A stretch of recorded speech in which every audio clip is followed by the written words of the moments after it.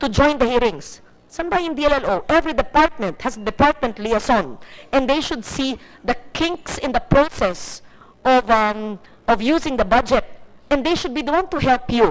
Kaya nga, legislative office DILG, PNP, Senate, Congress, DBM. Kasi there will be kinks along the way. Sino ba ang DLLO kasi ng DILG? Wala ba? Bakit may opisina? Ba't sinusweldohan? May I make it a mandatory that in my hearings, the DLLO of every department must be here, and they must understand the budget. They must understand every legislative action of both houses for them to be able to be efficient and competent liaison. Not sitting in their offices, unless there's no DLLO. Meron ba?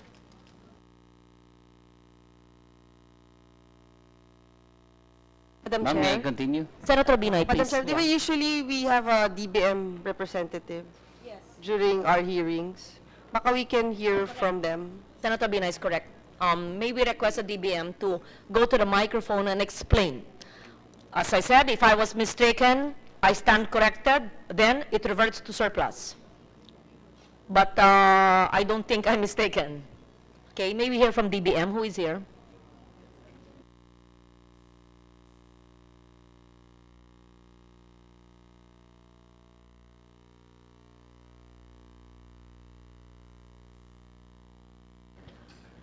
Good afternoon, Your Honors. I'm from, Sabi po ng inyong pangalan po at posisyon sa DBM. Thank you. ako po si Director Sol Doloiras from the Bureau handling the DILG. Regarding the QRF of the PNP, actually, we received several requests for the release. However, our legal service opined that it cannot be released if na in advance, kumbaga, wala sa kanila yung prepositioning. So, unlike the DSWD and DPWH, pwede po siyang i-release in advance yung QRF. But in the case of PNP, according to our legal service, hindi po siya pwedeng i-release in advance. Hindi nga po pwedeng i-release in advance bago magkaroon ng bagyo. Pero pag ito, bahana dito sa MOA at tabi ng Senado, nakabotas na mga empleyado namin, pwede na yan, may baha na, pwede na bumili si General Bato ng botas, pwede nang bumili ng toilet paper, pwede nang bumili ng trapo, pwede nang bumili ng flashlight, di ba po? Yes, O ma'am. ganun lang eh. So, pwede na ho nilang i-request pag Ayun. meron ng Ganun lang. kumbaga For yung QRF. example, yes. Kasi ma'am, yung QRF na sinasabi na pwedeng i-release in advance yung para makapag-stock na like DSWD, DPWH, yun po yun. Pero yung iba, after na ng post-disaster, Yung response unang na siya. minuto, no, in fact, ang Pag-asa DOST, meron na siyang warning. So alam niyo kailang darating yung bagyo. Ayan, maghanda na kayo. You cannot procure yet, sabi ni DBM. Pero mali ang mga thinking nyo kasi. Sino? Attorney Ted. Tawagan nyo si Attorney Ted De Leon. Si Attorney Ted. Ay, nako, hindi marunong DRR. Hindi. Itawagan para maintindihan. So, it's just a matter of us. But as soon as dumating na yung bagyo o yung earthquake, kamukha sa Bohol, pwede na. Pwede na. So, how can you say you're not allowed? Hindi lang kayo nagkaintindihan. Pero, I heard her say, as soon as dumating yung sakuna, pwede na niyang gastusin. O ba't hindi niyo ginawa? Hindi niyo ginastos. Ma'am, the number of calamities that we have is the number of requests we made with DBM. Post-calamity. Yes, ma'am. O, DBM po. Nag-request po sila post-calamity. Hindi naman po ang procurement bago po magsakuna. Hindi pa rin niyo grinant po. Actually, na-remember ko na request is yung advance release. O, Kaya so, nga, hindi kayo nagkaintindihan. Kaya nga yung understanding kasi ng QRF, like yung sa DSWD, na i-release na siya ahead of time yung calamity. So, once na meron ng calamity, yun ang pwede na nating i-release yung fund. So thank you, ma'am. The PNP remains on its stand that should the SARO be released, we promise to obligate it before the year ends. Why Your does it Honor. have to be an annual budget hearing for the Senate or the senators na himayin ang mga problema ng eksekutibo? Departamento nyo yan. Let the DBM and all agencies of government work together. Don't let the legislators in their oversight capacity, please, to untangle the knots in the bureaucracy. Now it's clearly understood that on the minute after a calamity, a natural hazard strikes, you can utilize your QRF. You have 4 months, please, to use your 75 million and meet with the legal services so that it's understood. So see, I am not wrong because the DSWD asked for it. In fact, does it not make sense that you have been helping the DSWD? And this came about because in one of our end-dream hearings, I don't know what bagyo that was, and DSWD was saying, uubusan kami ng pondo ng QRF, pwede bang i-embed na ninyo sa PNP dahil kapartner naman namin ang mga pulis sa may landslide, ganyan, kunin yung tao, yung sasakyan, etc. I said, I'll be more than happy. I'll put 75 M. O, kala ko nagamit, that was 2016, not 2017.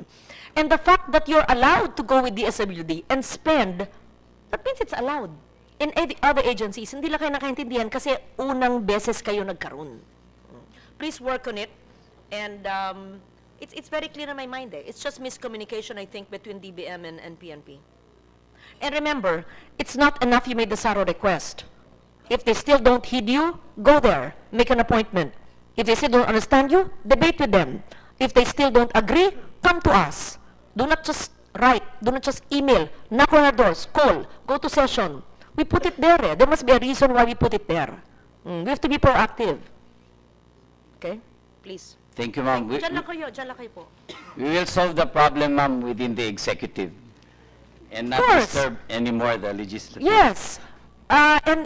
This is not unique in my every hearing. Those in the executive only talk to each other when they're facing the senators. Para bang hindi nag-uusap, hindi kakilala, walang coordination, convergence.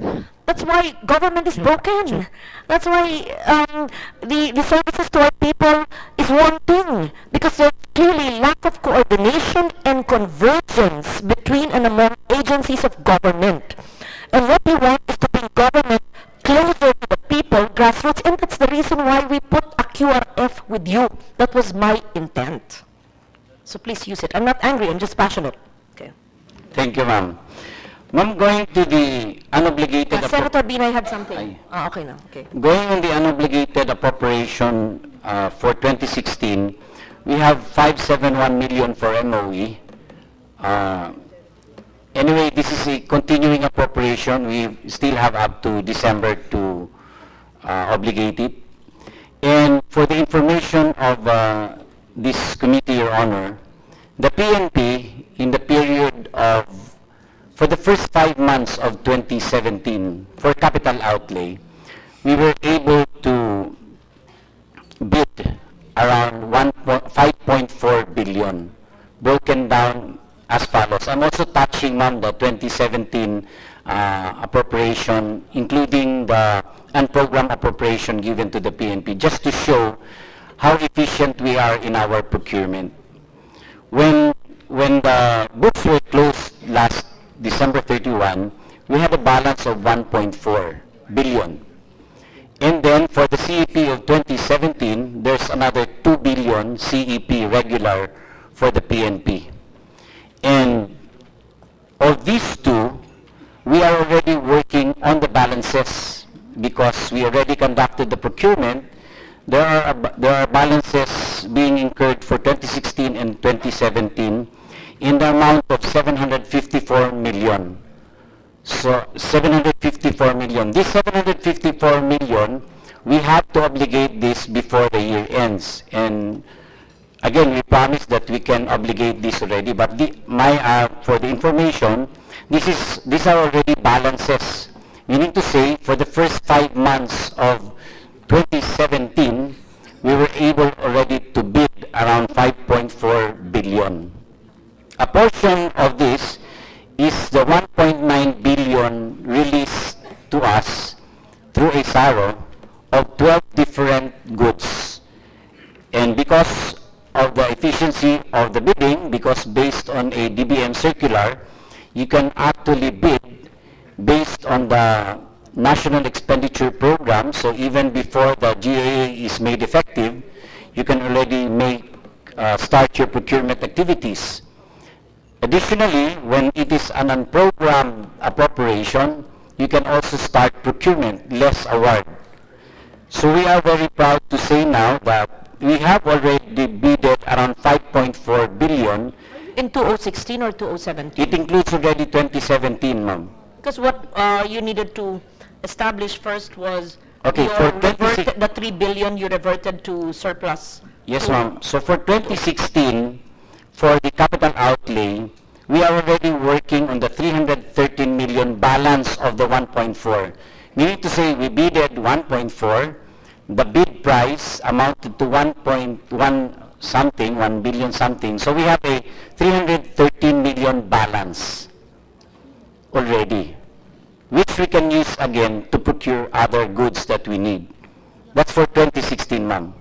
So that, in a nutshell, would justify the unused appropriation of the PNP, yung 2.9 kanina, ma'am. As narrated, an obligated appropriation of capital outlay 1.9, but we have balances already 313 million. Yung reversion lang, wala na tayo magawa, and then yung QRF na 959. That would all total to 2.9. But It's only for the PNP. yes, ma'am. But again, I'd like to emphasize that for the PNP, in the total approved budget for contract of 5.4, we are already working on the balances of 1.1 billion.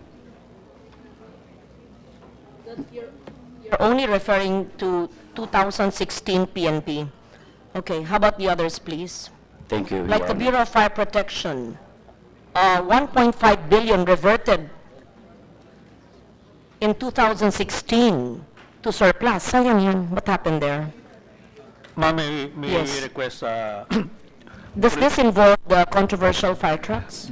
ma'am, the Rosenbauer fire trucks still has unresolved issues. That's why we are not, it is that deal has been completed during the previous administration, ma'am. Pakiliwanag po. What do you call these fire trucks? Rosenbauer, ma'am, Austrian made The Austrian, okay, mahirap i-pronounce yung pangalan eh. The Austrian fire trucks was a contract between the previous administration and BFP. Yes, ma'am. And, Yes. but there are still unresolved issues right now. Is it a matter of wrong model or cost? Ma'am, yung negotiation, ma'am, this is supposed to be a government to government, but yung ating Solicitor General, ma'am, they saw some problems with regards to that. To the contract? Yes, ma'am. And aside from that, there's a pending petition at the Supreme Court from a complainant questioning the validity of the contract. So it's still unresolved. There is a contract between the PFP under the ILG with the Austrian government or an Austrian supplier? Austrian bank, ma'am. I'm sorry? Private bank, Austrian private bank. Private bank? Yes, ma'am. And nothing has been paid them? None yet, ma'am. None but, yet, okay. They have already delivered half of the 156 units. So there's 156 advance delivery to the Yeah. Philippines without a single payment, Yes, ma'am. and with the contract still being negotiated. The contract is supposed to be completed already, but we are, the present administration, especially the Solicitor General, is questioning the What happens to the 156 fire trucks? yung kalahati, ma'am, na i-deliver na way back. Ginagamit ba ho? Ginagamit na, ma'am, na-distribute na. So 156 ginagamit na, na-distribute na, pero alleged infirm ang contract at may OSG opinion, and so we're not paying for something we're utilizing. We're not paying for it yet, ma'am. The half of the 76, the 76, which is half of the 156 contract, is already distributed and are being used already by the different And how about the municipalities. balancer? We already, of the second batch, another 76, 44 were already delivered and are now at the Batangas Pier. but we are not accepting it yet because of that problem, ma'am. Can you simplify for me? What is the problem? Madam Is it Chair, cost? Madam Chair, vis-a-vis the contract while under question with the Supreme Court, there will never be a payment yet because under the contract there's a 8.5 years grace period in the first payment. So there will be no payment until at least 2021 for the first batch which was delivered. Yes, may I know what is the issue? Is it the cost? Was it overpriced? That's all I want to know. Actually, ma'am, no. It's whether it's really a government to government, and because of that, there will also be a question on whether there was no bidding conducted. There was no bidding conducted by the DILG or BFP previous to this administration. It was awarded without bidding. And is it also more expensive than others similar in the market? Ma'am, walang masyadong question, ma'am, sa price kasi it's supposed to be top of the line, but our Bureau of Fire is actually preparing the another brand which is more user friendly, because this Rosenbauer being a high-end brand is very costly to maintain. Shouldn't everything go through bidding? Yes, ma'am. That's one of the question being asked by Soljan. Why was there no bidding, and whether it's... Who would know? Yusek Panadero, you were in the ILG for a long time. Would you be familiar with this? No. No. It's a BFP. Yes, ma'am. So yan po yung nire-resolve ngayon, ma'am, whether it's really government to government, and if so, whether bidding is not required. But what do you do if it's been delivered and we're using it, and then in the terms of the contract, you just pay after 8 years? Exactly, ma'am. That's So what... it will be the next administration who will supposedly pay for an alleged anomalous contract of the previous administration, which is used by the present administration. So it spans 3 administrations. Kawawa naman. We are actually coordinating closely with soldiers so that we could resolve this issue immediately. And sayang, ma'am, sayang yung mga fire trucks na i-deliver na actually. Yeah. Are you banned from using it? You're using half already. Ito yung na-deliver na, ma'am, way back 2014 na na-distribute before the issue was raised. I see. So, inabutan yung second batch, ma'am, when the issue was raised to the Supreme Who was the Court. DILG secretary who approved the contract? Secretary Robredo yung una, ma'am. It started... Panahon pa ni Secretary Robredo? Yes, ma'am. And then? And the delivery was done during the term of Secretary Sarmiento. Sino Sarmiento? But Si Mel. Was it first Secretary Robredo who was after him? Secretary Rojas, and then after him, Secretary Sarmiento. Yes, ma'am. So don't we have people, career people who would know the background of this so that we know the reason why it was not subject to bidding? Yes, ma'am. Actually, we are asking the Department of Finance, who is to certify whether it's really government to government. We're asking for the records, actually, ma'am, of the negotiation. Yeah, I'm sure it would be simple. We just get the records together, and I'm sure there are career in BFP. Is the DOF involved here? Because if it's a G2G... Yes, ma'am. They're the ones who negotiated, and it's only the DLG, which is the recipient. Beneficiary, ma'am. We've been asking for that document since January, ma'am. And, talagang hindi nag-uusap ang mga tao sa executive. Baka dito, pag imbitahin ko sila, mag-uusap kayo. Hindi nag-uusap talagang executive eh. Ma'am, Bakit ganun? Attorney Benitez here of our legal office is an old-timer also, maybe he has some... So to be fair to DILG, hindi sila ang nag-negotiate, it's DOF. Who was DOF secretary then? Secretary Purisima. Sige po, mahaba pa ba? Hindi pa tayo simula sa budget. With indulgence, Your Honor, please. Yes, please. Well, this presentation is Attorney Benitez, the current officer in charge of the legal service of the DILG. Okay. Now, Your Honor, please, the Rosenbauer deal actually is the result of a bilateral loan agreement between the Republic of the Philippines and the Federal Republic of Austria. Now, it was done through a credit facility agreement. So it was a credit facility agreement, which means that the payment of the loan will be done on a staggered basis. Now, it was comprised of two phases, no, phase 1 and phase 2. Now, the first phase was approved during the time of Secretary Robredo. Now, the delivery of the first 76 fire trucks were done during the time of then Secretary Mar Rojas. And then the approval for the second phase now was made under the authority of Secretary Mel Senen Sarmiento. So, it is an ODA-assisted project. Now, it is a concessional loan, Your Honor, and that is the main reason why DOF is advancing the proposition that this should not undergo the competitive bidding requirement. So, all throughout, it is an ODA-assisted project with a grant element of a very small percentage of interest. As a matter of fact, now it even surpassed the 25 limit or threshold of a facility, of a grant element, because the first phase now was on a 17% grant element, whereas the second phase was running through the 23 point something percent threshold. 1% ang first phase, yung phase 2 is 76% grant element. Oh, yes, Your Honor. Now, the fact is, the grant element is even much higher than what is required under the ODA law. So it is the submission of the Department and DOF that we complied with all the requirements of an ODA loan, and this is the primordial reason why the deal did not undergo the usual competitive bidding requirement. Your Honor, please. Now, it is just unfortunate that during the second phase of its implementation, now the petition was filed by a group before the Supreme Court, and this somehow changed the color and the complexion of the deal. And who was the group? A Filipino group or foreign group? I'm sorry, Your Honor. Supreme Court. Well, a former member, Congressman Jonathan De La Cruz, Your Honor, please. Jonathan De La Cruz.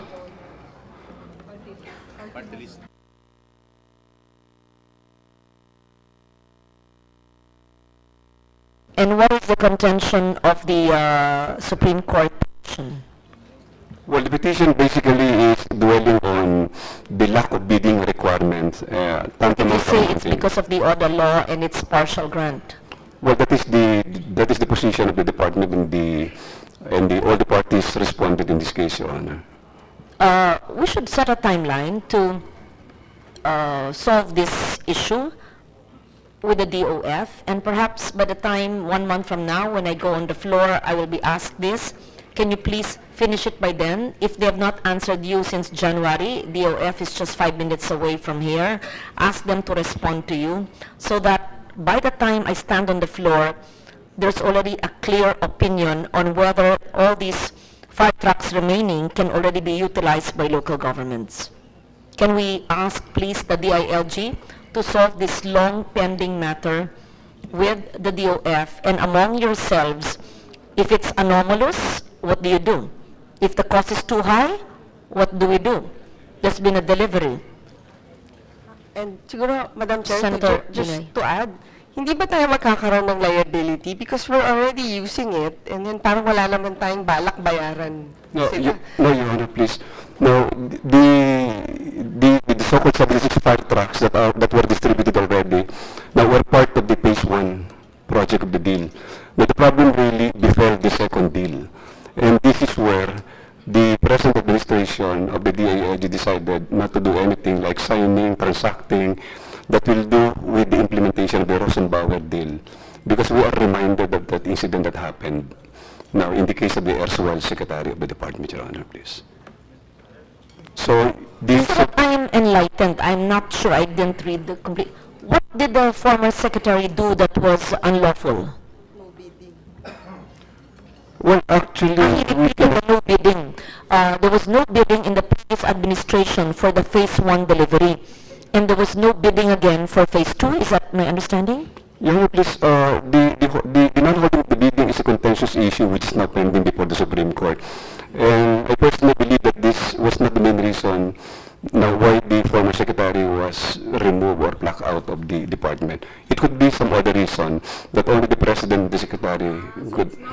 It's not the fire truck issue. Yes, Your Honor, because the issue in so far as the fire truck is concerned is still pending with the Supreme Court. I see. As a matter of fact, just trying to resolve the incident on the OSG's participation or withdrawal in the case. Because initially we sought the representation of the OSG in this case, now only to be confronted with a sudden decision on the part of the lawyer of the government to withdraw its representation after 2 months of handling the case. Just a simple one-pager brief to my office, please, so that I completely understand it. I will be asked this, and I would encourage you to please meet with the OF, whoever you wrote to, who should give you the feedback, so that within the month of September, this is already responded to by the OF, and you settle it among yourselves, because I don't like it to be pending by the time I defend your budget on the floor. Please. Yes, Your Honor. We submit. Thank you. Bureau of Fire Protection. Yes, Meron ma'am. pala kayong grant, kaya hindi nyo ginagamit ang pera nyo. request Fire Director Banyago to... Meron po kayong, kano yun, Senator Nancy? 1.5 na revert nung 2016. Yes, ma'am. Ma'am, regarding dito sa reverted unused appropriation, as of July 31, ma'am, yung 594,851 are already obligated. I'm talking about 2016, what was reverted to Treasury, and that's 1.542 billion. Iba pa po yung ating unobligated for this year of 6.6, unobligated allotments of 8.3 billion, but that's fine, it's half year. Meron po ba kayong kalahating taon? Yes, ma'am. Part of the reverted fund last December was SAJF. Ito ma'am yung na-revert, yung na-release kasi for late part of 2016. But ito ma'am ay pwede pa naman din i-request ulit for release kasi SAJF naman ito ma'am for the construction. SAJF ma'am. Ano po yung SJF? Is Special Account for Government Fund, ma'am. Special Account for Government Funds. Yes, ma'am. What is that, sir? Yung mga fire code fees collection namin, ma'am, ito na naipon doon sa SAJF, ma'am. But this was returned to Treasury end of December, then you can request for it. Yes, ma'am. Fire collection fees. Yes, ma'am. Pwede Saan namin po i-request. kinokolekta ito? Yung mga noon sa mga permits and licenses, ma'am, ng mga kinokollect namin sa mga issuances namin sa fire code. You're not allowed to retain it. It's not an internally generated income that you can retain. Yes, ma'am. So itong 1.5 million are mostly your fees na revert po that you can retrieve. Ganun ba yun? If you request? Yes, Is that ma'am. my Yes, ma'am. understanding? So yung 800 million plus yun, ma'am. So yung 500 plus, ma'am, obligated, ma'am, siya nung itong July 31, 2017, ma'am. Kasi mga continuing appropriation. No, sir. I'm referring to the 1.5 billion that you reverted to Treasury by December 2016. Hindi po nyo kayang i-obligate yun this year kasi sinuli na nyo noong Disyembre ng 2016. Iba pa ho, yung inyong hindi pa nagagamit at nag-obligate ngayong taong ito. Based on my records, unless I am wrong, you have 1.5 billion that you had not used and returned in December. Yung na-revert daw. The reason why I'm asking you per agency bureau under you is I will be asked the same questions.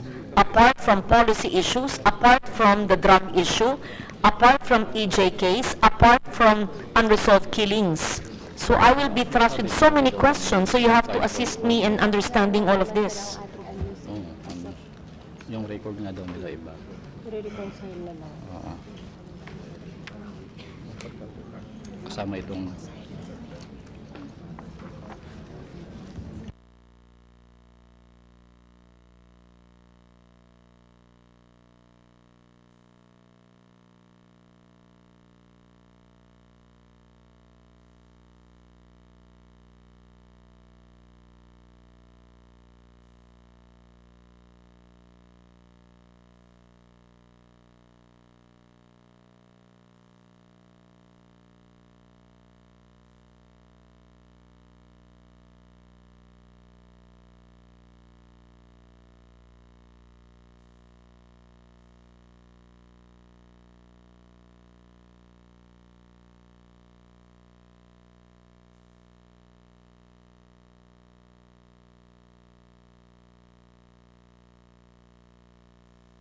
kung susuriin ko bawat isa, sa simula pa tayo, 2016 pa lang, can you just kindly submit within the week to the Committee on Finance the 2016 returned surplus and why did you return it? Just like all the others explained in PNP.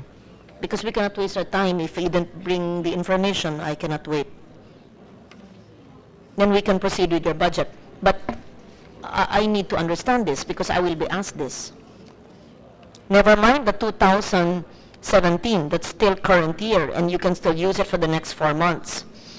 But, Secretary, can I just request you to gather from your office, BFP, BJMP, LGA, NAPOLCOM, PNP, PPFC, the 3.3 billion reverted to Treasury last year, the reason why, and what are your suggestions how it should not happen again? Will do, ma'am. And please make sure that our numbers are the same as yours. Okay. Now, I will not ask you about the unobligated allotments because this is half year. What I have is half year. And you know, of course, that you can spend it. Unlike last year when it's continuing, iba pa ho yung reverted to Treasury end of last year. Iba pa yung continuing for this year in 2016. But 2017, if you don't spend it, wala na. You don't spend it. So, next year, when you come, many people will slash your budget if you don't spend it this year. I'm just telling you. Okay, can you please proceed with your budget?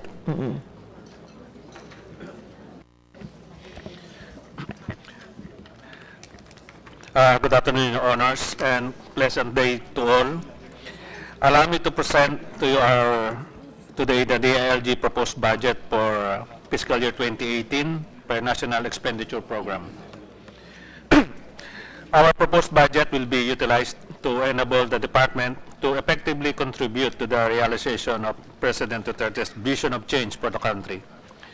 Likewise, our proposed programs and projects are consistent with the department's mission and mandate to improve local governance and ensure peace and order. Excuse me, Secretary. Yes, sir. Meron po kaming hard copy dito. I am sure that Senator Binay would agree that we can skip the mission, mandate, vision, and go to your budget already. Thank you. For fiscal year 2018, the department proposes a total budget of 170.7 billion pesos, with the Philippine National Police having the highest share in the amount of 131 billion pesos, followed by the Bureau of Fire Protection and Bureau of Jail Management and Penology with a total budget of 14.75 billion and 14.29 billion respectively. This proposed budget is higher by 15% when compared to our current appropriation.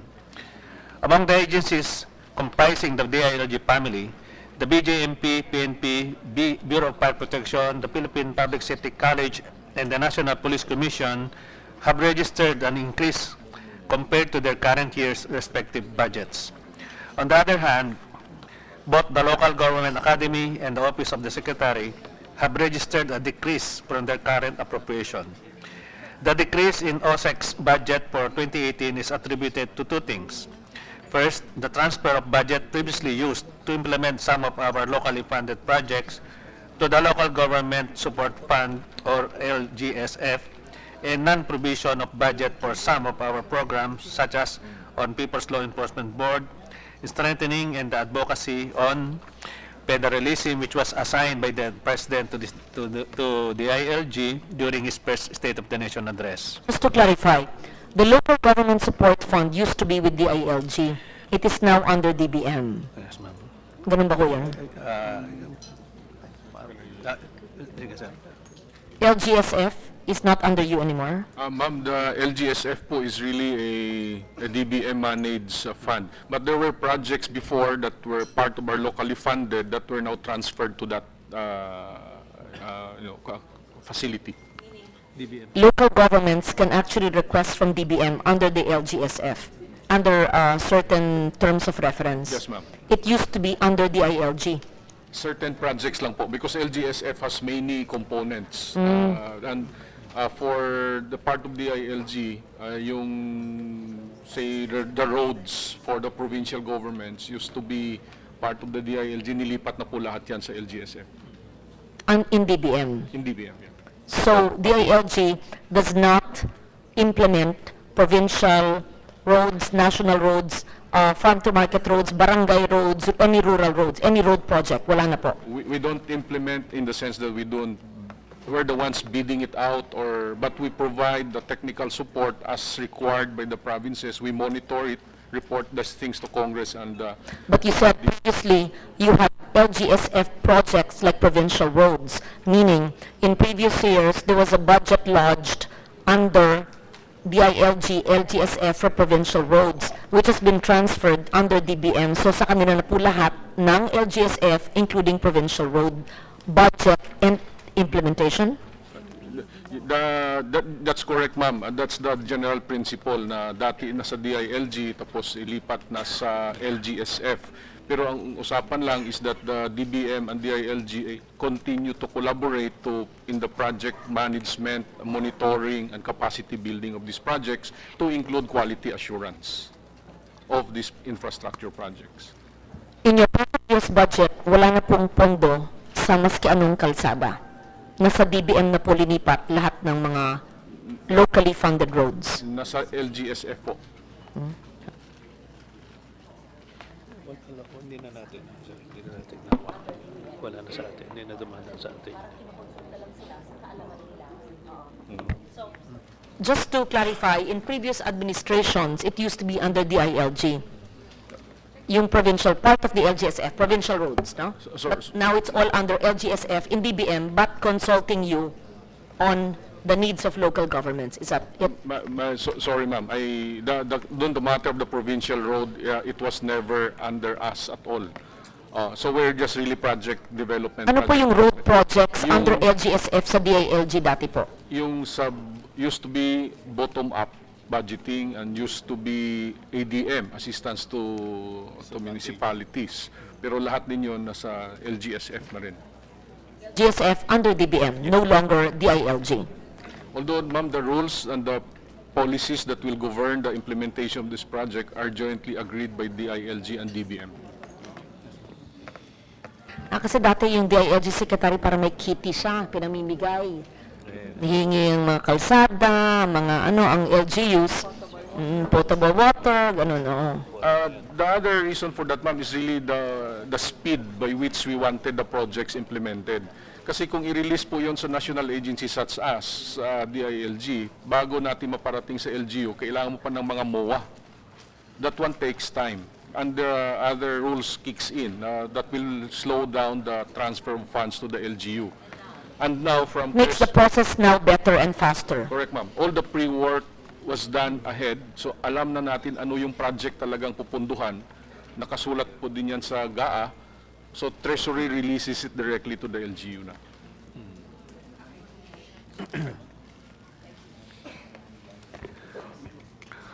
Ma'am, to continue, when distributed by expense class, the bulk of the budget is allocated to personnel services at 81%, followed by MOE at 15% and capital outlay with 4%. Our PS amounting to 138 billion pesos is 17% higher than our current appropriation. The highlight of the PS budget are the following.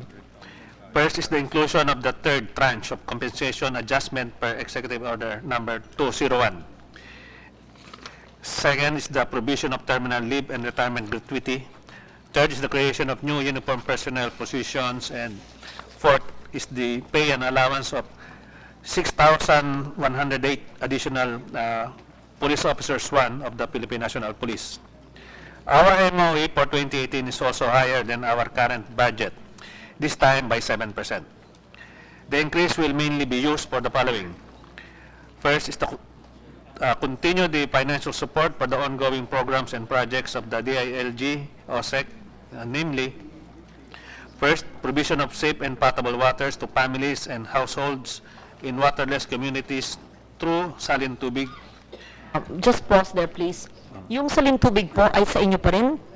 O sa ilalim ba yan ng LGSF?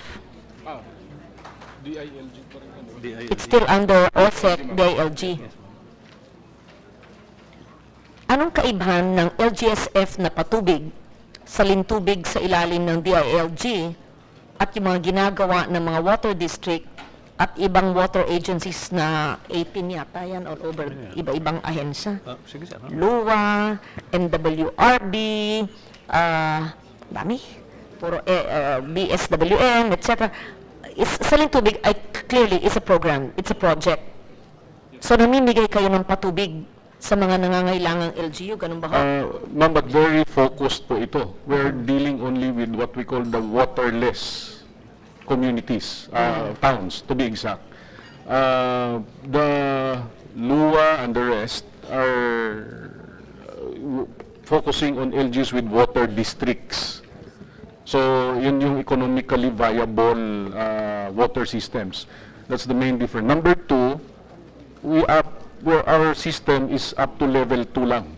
So, communal. From a source to a communal distribution. We don't go to the houses. Because that's really the agreement with LUWA is they are the ones who should scale that up to become really a viable water district.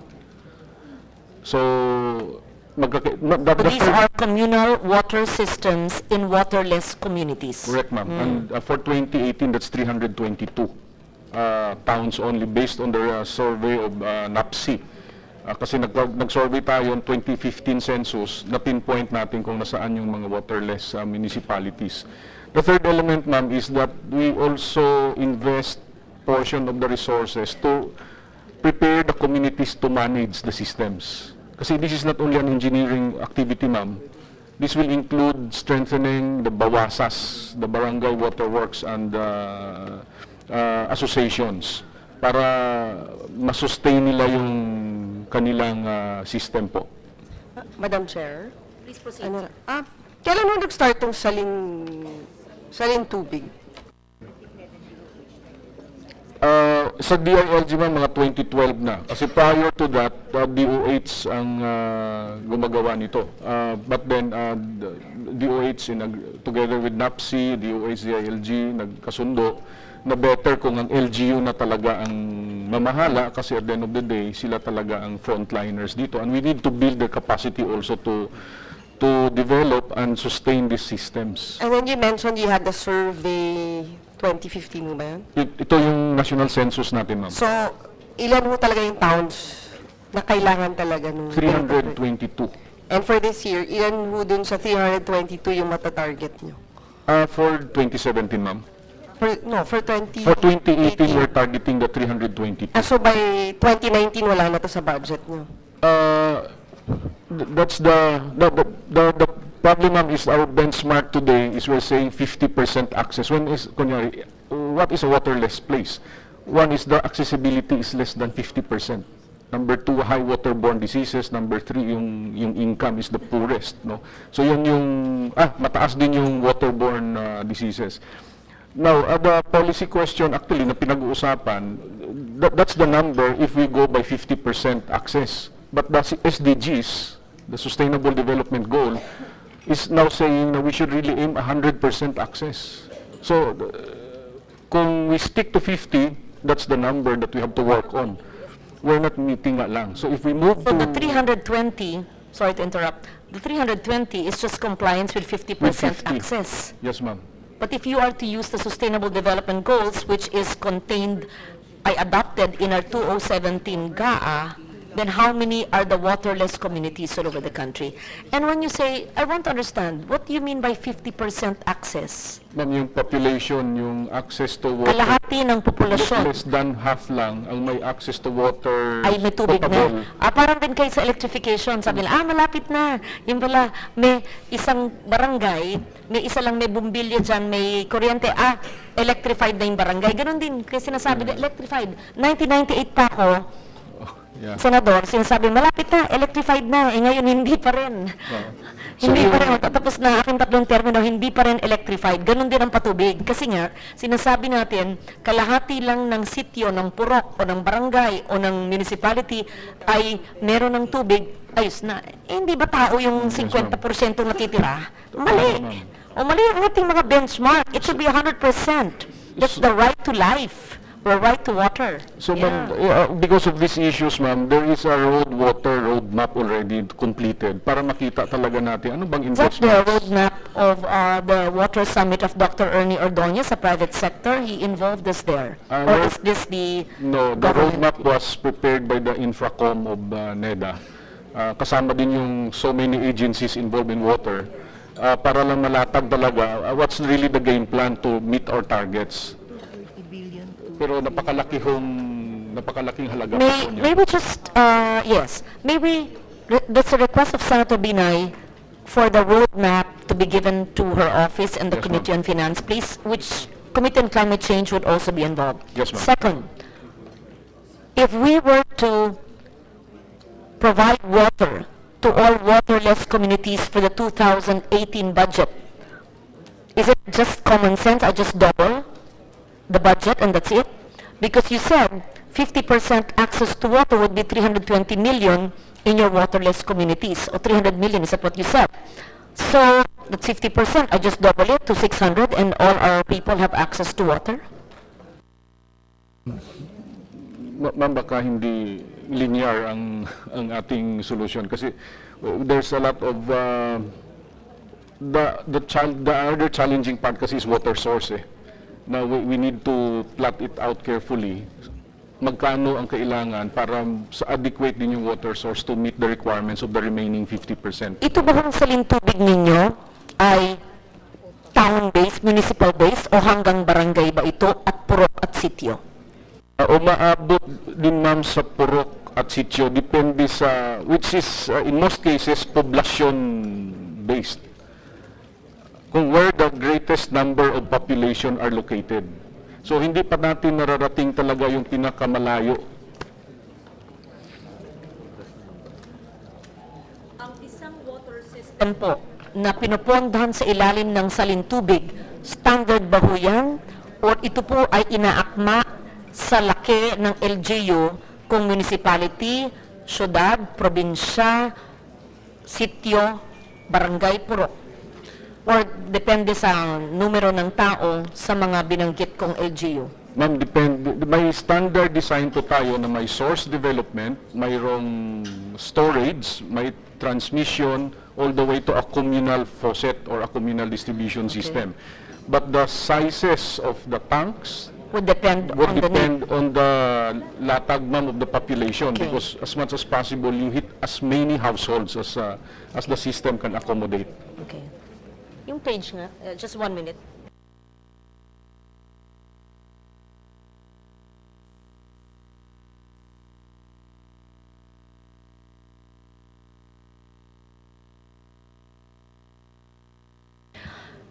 So, itong 1989 Rainwater Collection Act, alam ni Yusek Panadero to, this is my mantra, I always say this should be part of your Salintubig project. The establishment of rainwater harvesters from rainwater. Of course, it may not be potable, but it can be used for other purpose, for flush, for sanitation, for washing, for gulayan, whatever.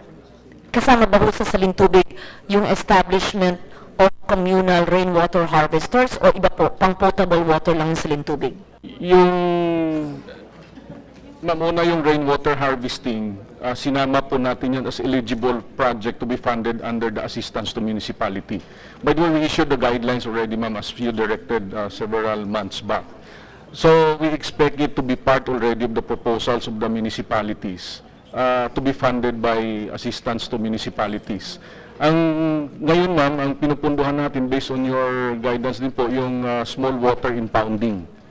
So there are quite a number of roughly, there are close to 100 small water impounding facilities, a part already being funded this year. So we expect, ma'am, yung rainwater catchment, rainwater harvesting facilities, dito yun sa 2018 natin talaga sila mapalawak. 1989 po yung batas, ngayon lang Yes, natin ma'am. pinapatupad, no? Di ba nakakaiyak naman, General Bato? Ano ba ang bansang ito? 1989 pa po yung batas, eh, na baka ibata pa kayo nun. Ngayon lang po, next step po papunduhan yung 1989, General. Bakit ba ganun ang buhay?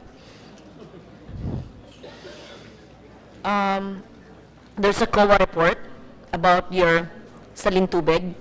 After 5 years of project implementation, the goal of providing potable water was not fully realized. Slow project implementation, as indicated by the low physical delivery of less than 50%, 47.44%, with high financial delivery rate of 91.50%. Second, effective and not operational projects. So we're spending taxpayers' money, government funds, for unused because sira po, hindi kayang i-operate. And the non-utilization of programs appropriations of 258 million due to unimplemented planned projects and activities. Ano ba naman ito? Why is this? Yes. 2016 po ito.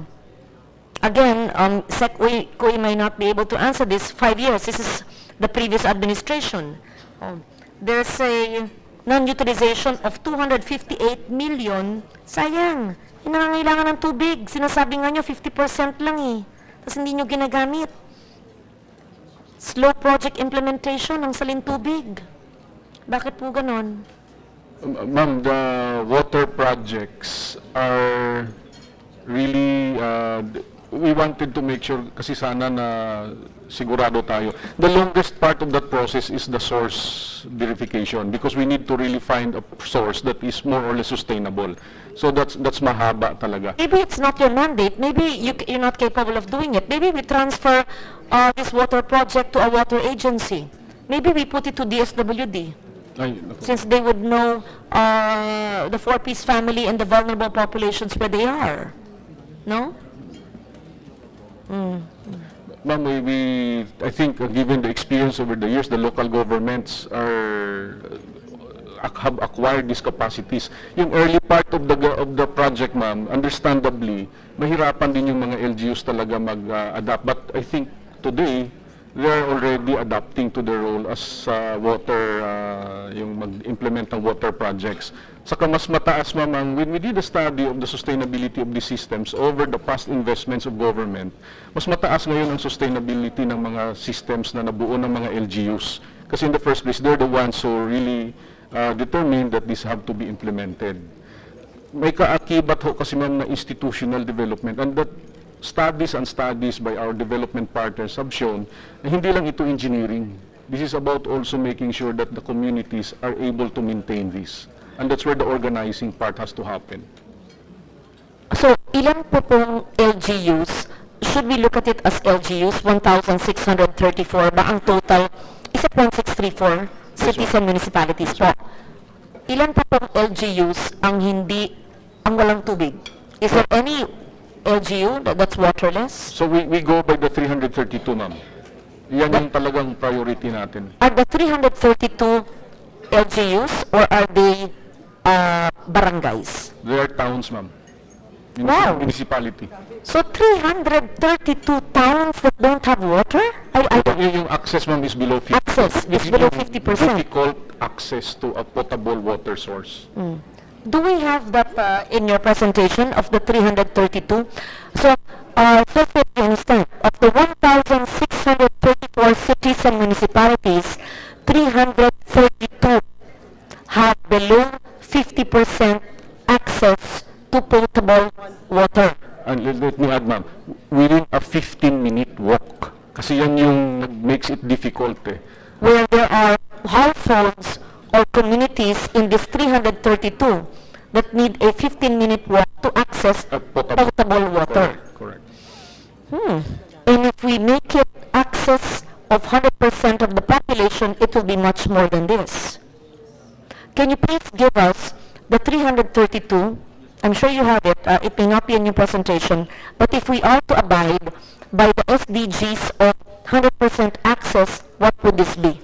I may want to fund the 100%. But also, please explain, so in your memo, the 332 list, 100%, what are the other LGUs? But you have to address the COA report of slow project implementation. What do? You download the funds to the local government and they implement it by administration or they contract it. Contract, ma'am. Ayun na nga. How do you know they use it for water? In this case, sa water, we will have specialized engineers and teams to help the LGUs in the hydrologic studies. Para What's an average amount that you download? Well, that's anywhere from 10 to 12 M. Eh kung hindi ginagamit ng LGU para doon, hindi naman pwedeng gamitin sa iba, Ay, di ba? hindi pwede, ma'am. Oo. That's only for water talaga. So they cannot move this around to any... Is it 10 million per town or per town? Per town. Per town, ma'am.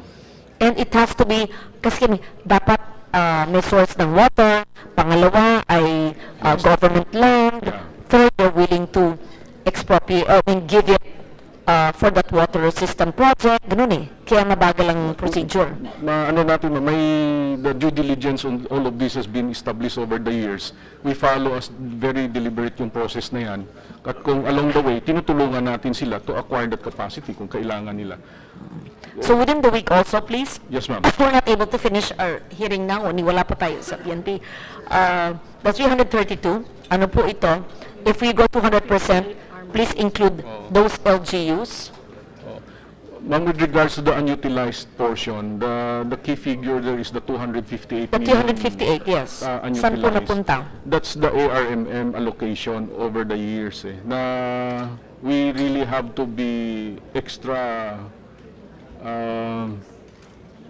cautious in the development of the project and ensure that it's going to happen. So, pending meeting the submission of all the requirements that will convince all of us that that is a viable project, so we slow down. Is this 258 already downloaded to the ARM and not implemented?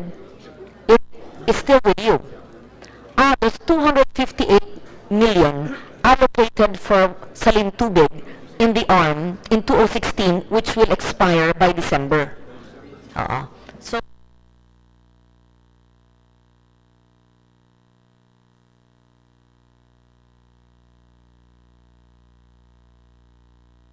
alam ba ng ARM na meron silang ganitong budget? Alam po, ma'am. We have a way forward on that, but siguro, ma'am, we'll update you within the week kung kakayanin.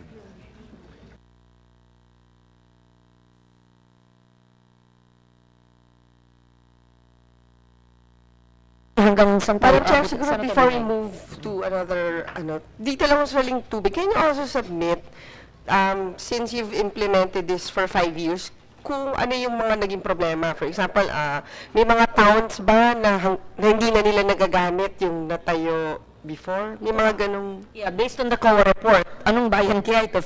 Defective and not operational projects. Ang nagtayo, hindi naman nagamit. Ano yun? We actually track all of them, ma'am, the thousands of the projects, and we know exactly which places are not functional and why.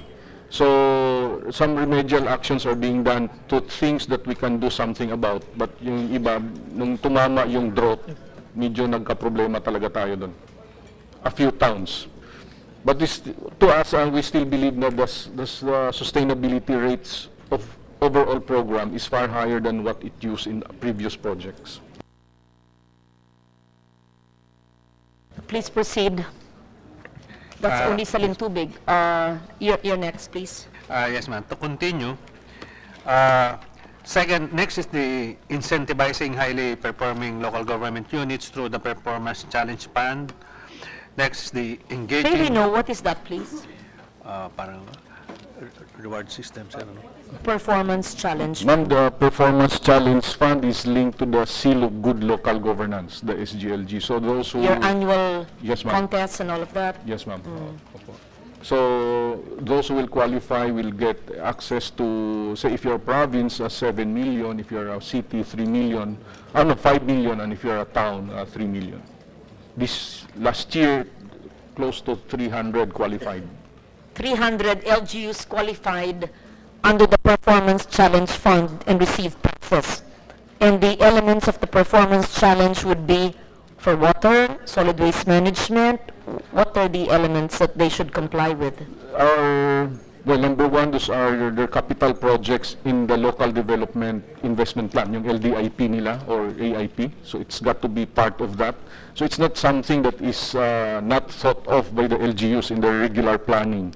Number two, they're supposed to address at that time MDGs. Now we're saying SDGs. So then nandun na po lahat at ang mga priority po na binibigyan namin ng emphasis talaga yung DRR preparedness nila. Yung 300 na nanalo sa Performance Challenge, patingin nga kung alam nila ang DRR at kung meron silang DRR officer at sila ay mainstream sa kanilang local governments kasing galing ng Makati ang DRR. Tingnan nga natin. Magaling ba kayo? Magaling kayo? O sige, magaling daw sila. Madam Chair, siguro baka yung Secretary can also submit kung saan nila ginagastos yung prize money. If there's a menu where they can spend the 3 million, the 7 million. Yes, ma'am. We'll submit po. Oh. Should you not innovate or improve your Performance Challenge criteria to always update it? Ma'am, actually, To challenge our local governments. actually being scaled up every year. Yes. Kaya medyo, but we're very, lang. Can you kindly submit to me? I may be able to give you some inputs Yes, ma'am. on how to Appreciate it. scale up and improve their DRR preparedness. Yes, but I'm sure I've attended many of your good housekeeping awards, but I'm not able to look at local governments and how, sino nag-judge kayo rin po among the ILG? On the ground, ma'am, there's a team composed of other national agencies. Kasi yung may mga sectoral advocacy, kunyari, sa health, napakadami yung talagang inaabol natin dyan. Yung PhilHealth pa lang, kasama natin sila sa team, sa accreditation ng mga hospitals. Ngayong taon na ito, si GSIS kasama na rin kasi yung mga remittance and all those things. No? So, then may civil society partners tayo in every locality that forms part of the team. Okay. And there's a board of a board that finally reviews all the output. Kasama ba dyan sa Performance Challenge, walang droga sa LGU yun? Meron pa gano'n, a drug-free LGU. Walang drug pusher o drug lord, walang drug peddler o trader ang tawag doon, walang drug addict or kung meron man ay identified at hindi pinapatay at rinirehabilitate. Well, number one, Diba? may peace and order component yung 6 areas. One is peace and order. Number two, kailangan na buhay yung kanilang anti-drug abuse councils na tinatawag at may plano sila.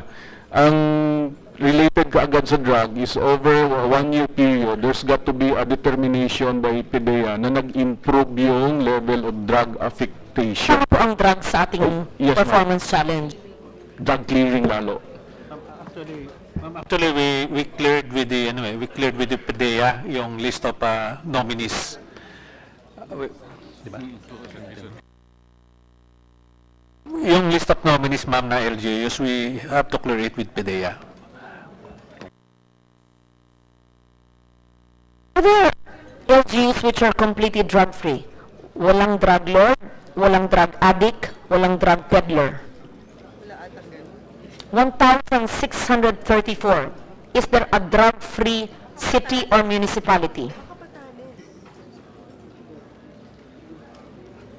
I remember, ma'am, PDEA has declared a number of local government units as drug-free, like the province of Batanes recently. Galing. Ang galing. Babuyan Island. Babuyan is part of Cagayan eh. So I'm not sure if the whole Cagayan is drug-free. Only Batanes. Galing. Sarap tumira doon. Sige. So yung performance challenge kasama po ang droga. Siguro naman po kasama dyan ang ESWM, USEC, no? Environmental management is part, the 9003 compliance is likewise part Okay. of it. And that means if we visit any of the 300, we will see that they have MRFs and they segregate waste at source, recycle, and compost. Yeah. Why don't we measure the carbon footprint of those performance challenge winners and see whether they still rely on, well, of course, maybe if they're Metro Manila, they're Meralco, or maybe they're in their co-ops, or do they have, let's say, solar rooftops or windmills as source of their water, yung ganun kung sila yung nag-veer na towards renewable energy. Can you put that as part of your performance challenge criteria? The efforts that you can see, operational efforts towards a low carbon resilient economy, if we see the utilization of renewable energy, hydro, etc., hydro, solar, biomass, and wind. We are discussing with the DNR exactly the scaling up of environmental management indicators. So kasi yung worry din natin, baka some of these indicators will only be applicable to certain types of LGUs. Kasi yung mga rural versus urban. So we're working with them kung ano yung ipopropose nila over the Let's say, time. you should probably include the air quality monitoring. At any one time, according to the DNR, their air quality monitoring systems can measure the quality of air. They have those technical things. And last time when we had the hearing last week, they would show na way above yung... So in short, that should be part of it. So anti-crime, peace and order, anti-drugs, and then livability, di ba? Environmental sustainability. And then, do you also measure, let's say, the PESO officer, whether the PESO officer is actually able to link their jobless people to decent jobs? Do you also include employment and underemployment as part of your criteria?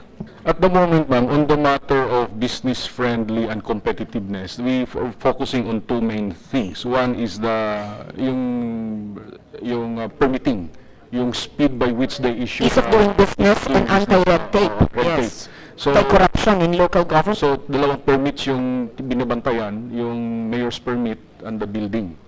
Okay. Na compliant sila doon sa guidance ni Presidente about the 3 to 10-day cycle for certain things. Just to let you know, it does not happen. It takes months. I wish that what the President says happens.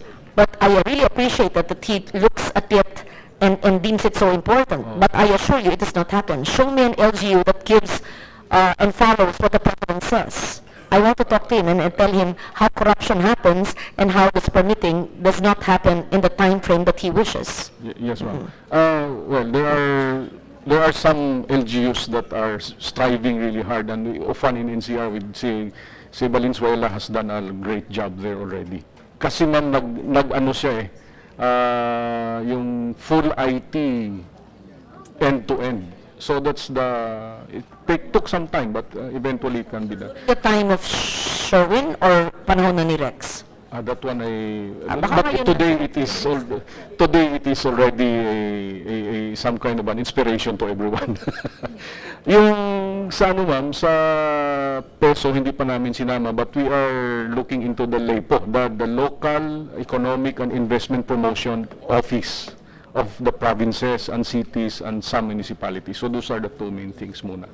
So over time, we'll scale it up to include the PESO. Maybe the performance of the officer, if they're able to mainstream disaster preparedness in local governance, and then the performance of their PESO officer, if they're really able to do the job to link the out-of-school youth, the jobless with jobs created, and perhaps the existence of micro-enterprises, livelihood also. Anyway, I'll look. Hindi na naman sa naghihimasok, but I may be able to give some suggestions on how to recognize all these important elements in local governments. Yeah. Thank you. Please proceed. Mamasid, parang walang impact When I first heard about this a year ago, I was very excited, and I gave the funding requested by then Secretary, what is the name? Previous Secretary, forget his name. Narinig mo lang na pinuri ang Valenzuela, dumating ka na. Do you know that?